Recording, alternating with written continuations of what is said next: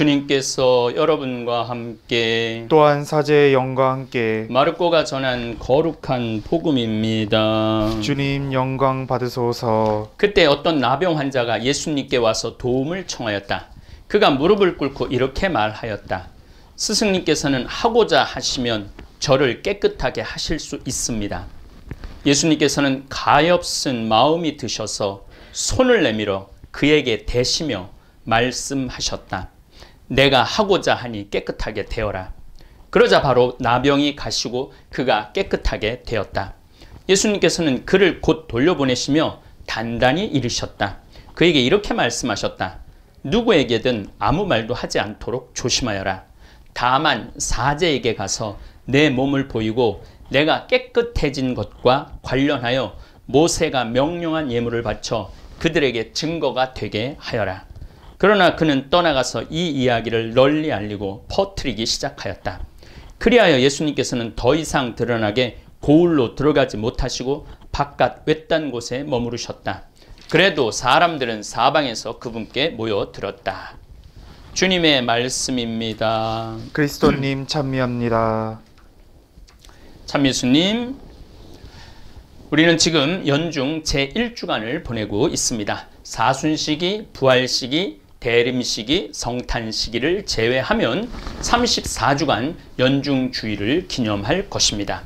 오늘부터 우리는 마르코복음 전체를 평일과 연중주일에 읽어나갈 것입니다. 부활시기에는 주로 요한복음을 중심으로 읽어나갑니다.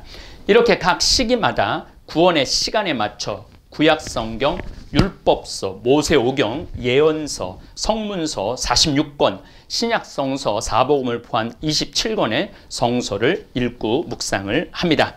다볼 사이버 성당 교우 여러분들이 매일 미사와 주일 미사, 성서 구절만 읽고 묵상하신다면 가해, 나해, 다해 3년이 지나면 신구약 성서 전체를 읽고 묵상하시는 것입니다. 그래서 미사 참여가 중요합니다. 거기에다가 다볼 사이버 성경 대학에 다니시면서 월, 수, 금 오후 2시에 올라오는 성경 특강을 꾸준히 들으신다면 성서 말씀이 살아서 우리 교우들 삶 안으로 들어올 것입니다. 저 역시 최대한 성서의 맥을 이어서 강론을 할 수 있도록 노력하겠습니다. 우리는 연중 1주간을 맞이해서 마르코복음 1장, 2장, 3장을 복음 말씀을 듣고 묵상하고 있습니다. 아브라함은 이삭을 낳고 이삭은 야곱을 낳고 야곱은 유다와 요셉을 낳고 이렇게 낳고로 시작하는 마테오복음 1장으로 이 마테오복음서와도 마르코복음이 다르죠. 루카복음은 훨씬 더 많은 준비가 나옵니다. 세례자 요한의 출생 예고가 나오고 예수님 탄생 예고가 나오고 마리아의 노래가 나오고 드가리아의 노래가 나오고 예수님의 탄생을 이야기합니다. 마르코복음은 아예 예수님 탄생 자체를 언급하지 않습니다. 여러분들 이거 다시 미사 끝나고 한번 보세요. 마테오복음 앞부분, 마르코복음 아예 예수님의 탄생 얘기가 나오지 않습니다. 그리고 루카복음은 아주 상세하게 또 나오고 요한복음은 또 완전히 또 다른 모양으로 예수님 이야기를 합니다.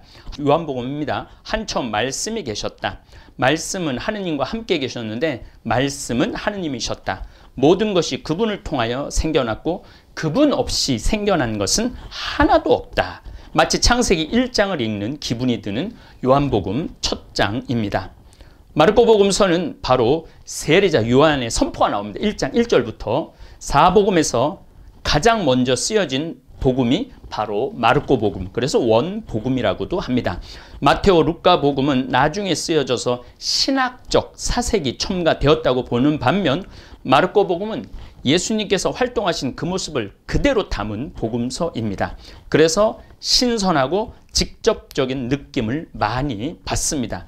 우선 1장을 보면 세례자 요한의 설교, 세례를 받으시다, 광야에서 유혹을 받으시다, 갈릴레아 전도를 시작하시다, 어부 네 사람을 제자로 부르시다, 회당에서 더러운 영을 쫓아내시다, 시몬의 병든 장모를 고치시다, 많은 병자를 고치시다, 그리고 바로 전도 여행을 떠나시다, 그리고 오늘 우리가 듣고 묵상하는 나병 환자를 고치시는 기적을 일으키십니다. 저는 마르코 복음서가 참 좋습니다. 나중에 신약 4복음을 강의할 계획인데 이 마르코 복음에는 오로지 십자가 위에서만 예수님의 진정한 모습을 드러내려고 노력한 성서입니다. 마르코 복음은 온전히 십자가로 향해 있는 복음서입니다. 십자가에서 돌아가시자 놀랍게도 그것도 비참하게 무기력하게 돌아가셨는데 마르코 복음 15장 39절에 예수님을 마주보고 서 있던 백인 대장이 그분께 그렇게 숨을 거두는 것을 보고 참으로 이 사람은 하느님의 아드님이셨다고 고백합니다. 이 말이 얼마나 위대한 말인지는 제가 나중에 마르코 복음 강의할 때 흥미진진하게 설명을 해드리겠습니다. 다시 오늘 복음으로 돌아서 나병은 미코박테리아의 일종인 나균과 나종균에 의해 발생하는 만성 감염병입니다. 처음 감염됐을 때는 아무 증상이 없고 이 잠복기는 짧으면 5년, 길면 20년가량 지속이 됩니다.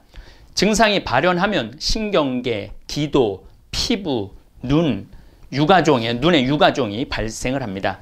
이렇게 되면 보통 통각 능력을 상실하고 그 결과 자신도 모르는 사이 코를 절단하기도 하고 눈을 빼기도 하고 손가락을 자르기도 하는 그런 부상을 겪습니다. 감염이 반복되어 썩어 문드러지거나 떨어져 나가서 해당 부위를 상실하게 됩니다. 그런데 놀라운 것은 그렇게 떨어져 나갔을 때도 고통을 못 느낀다는 거예요.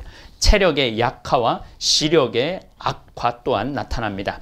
2012년 만성 나환자 수는 전 세계 18만 9천 명입니다. 새로운 감염자는 23만 명이고 만성 환자 수는 1980년대 520만 명이었는데 그때부터 지금까지 꾸준히 줄어들었습니다. 예전에 안양 나자로 마을에는 몇천 명 있었는데 지금은 30여 명밖에 없습니다. 새로운 감염 사례는 대부분 16개 나라에서 일어나고 그중 절반이 인도에서 발생을 합니다. 지난 20년 동안 전 세계 1600만 명의 환자가 납병에서 치료되었습니다. 미국의 경우는 매년 지금 200명 정도 나환자가 발생을 합니다. 대한민국은 매년 20명 안팎의 나환자가 발생하고 있습니다. 나환자는 수천 년 동안 인간 사회에 정말 영향을 미쳤습니다. 나병을 의미하는 서양 표현들은 비늘이라는 뜻의 라틴 말로 레프라, 비늘 같아요. 이렇게 이 나환자들 이렇게 보면 막 비늘이 이렇게 일어나는 것 같고 아주 흉측하게 나옵니다. 동양에서 나라는 표현은 역시 두꺼비가 우둘두툴하죠. 나흘 마라고 부르는 데서 보듯 이와 유사한 모양의 병세를 띠고 있습니다. 저는 하와이 몰로카이 섬에 데미안 신부님을 찾아 나선 적이 있었습니다. 파도가 높아 들어갈 수는 있어도 나올 수도 없는 죽음의 섬. 한 20인 비행기인데 굉장히 파도도 높고 바람도 세요. 그래서 저가 나오고 난 다음에 한번 떨어져 갖고 다 죽은 순례자들이 죽은 적도 있죠. 어쨌든 이 몰로카이 죽음의 섬에 데미안 신부님은 스스로 걸어 들어가십니다. 1840년에 태어나셔서 1889년 49살 나이로 35에 들어가고 한 10몇 년을 나환자들과 살다가 나환자들에게 감염되어서 결국 나병으로 목숨을 잃으신 가톨릭 사제입니다. 1873년 하와이에서는 한센인들, 나환자들을 이 병을 찾아낸 사람 이름이 한센입니다. 한센인들을 몰로카이 섬으로 그냥 내다 던져버린 거죠. 격리를 목적으로 한 한센인 추방은 한센병은 전염되지도 유전되지도 않는 병이라는 사실을 몰랐던 무지가 낳은 비극이었습니다. 몰로카이로 쫓겨난 한센인들의 삶은 비참했습니다. 그들이 살던 집은 나뭇가지 등으로 만든 초라한 집이었고 병원도 없었고 먹을 것이 없어서 병으로 죽은 사람보다 굶주림으로 죽은 사람이 더 많은 지경이었습니다. 삶에 희망이 없었으므로 싸움질, 도박, 술로 세월을 낭비했습니다. 몰로카이 섬으로 쫓겨날 때도 한센인들은 강제로 배에 태워지거나 해안에 나등으로 갖고 있던 물건들을 전부 다 같이 쓸어서 몰로카이 섬으로 버렸죠. 다미안 신부님은 한센인들의 비참한 삶에 마음이 아파 몰로카이 섬에 선교를 하겠다고 몸소 스스로 들어가셨습니다. 다미안 신부님은 같은 로마 가톨릭 신부님들과 수녀님들의 도움, 특별히 수녀님의 도움을 많이 받았다고 그래요. 수녀님은 이거는 전염되는 게 아니다. 깨끗하게 해줘야 된다. 처음에는 다미안 신부님도 동의하지 않다가 나중에는 동의를 해갖고 많은 한센인들이 아주 건강하게 사는 기적 같은 그런 공간이 됐습니다. 신부님은 한센인들에게 집을 지어주고 돌아가면은 관을 만들어 장례를 치러줬고, 저도 직접 가서 무릎을 꿇고 기도한 성 필로메나 성당을 세워 미사를 집전하셨습니다. 성당 주위를 제가 순례를 했는데 다미안 신부님 묻어준 공동묘지가 질비하게 늘어져 있습니다. 다미안 신부님 때 지은 집이 아직도 남아 있습니다.